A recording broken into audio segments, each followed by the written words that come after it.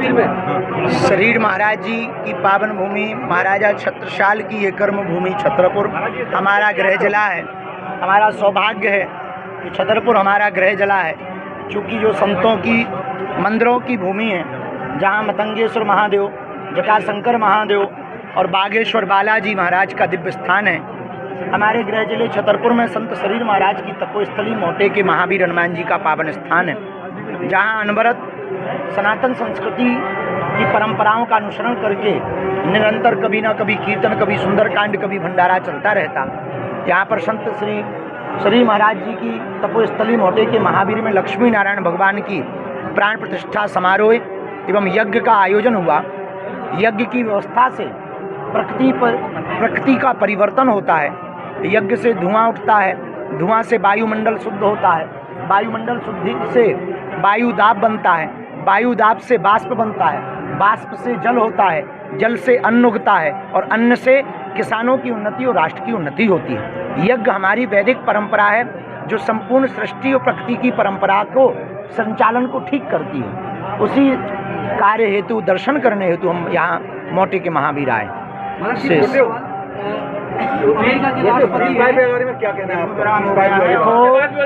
पाकिस्तान बिगड़ेल औलाद है, ये सुधर नहीं सका था। कुत्ता की पूंछ में पुंगरिया कितनी भी देर तक डालो, हमेशा टेढ़ी की टेढ़ी निकलती। यही हाल पाकिस्तान का है। हमें भरोसा है पाकिस्तान के ऊपर कि ये कितने भी समझौता कर ले, चाहे कोई भी समझौता हो, ये हर समझौता के बाद सीज फायर का उल्लंघन करेगा। देखो, यहाँ तो जब तक घर में घुसकर भारत के सेना के पास, यशस्वी प्रधानमंत्री जी के पास इससे बेहतर उपाय और समय नहीं है। भारत की भूमि POK लेने का सबसे बढ़िया यही समय है, सही समय है। घर में घुसकर के केवल जो है मिसाइल दागने भर से काम नहीं चलना है।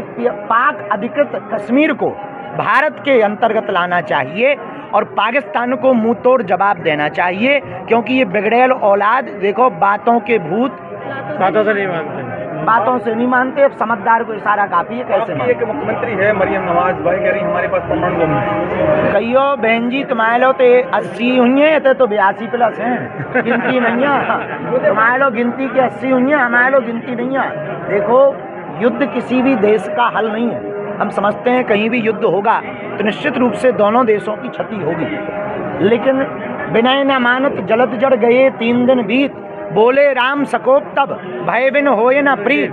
जब 3 दिन तक विनती करने पर समुद्र नहीं माना तो राम जी ने भी धनुष बाण उठाया, भगवान परशुराम ने भी परसा उठाया और भगवान कृष्ण ने भी चक्र सुदर्शन उठाया। उसी प्रकार भारत की सेना को पाकिस्तान के खिलाफ बिगुल बजा करके उसको अब मजा चखाना ही पड़ेगा।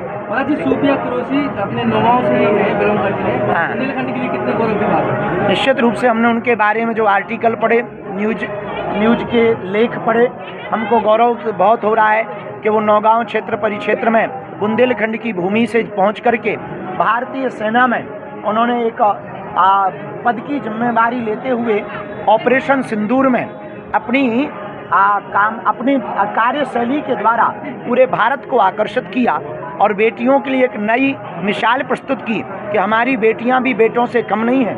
महारानी लक्ष्मीबाई का जीता जागता उदाहरण उस बेटी को कहा जाए तो अतिशयोक्ति नहीं होगी।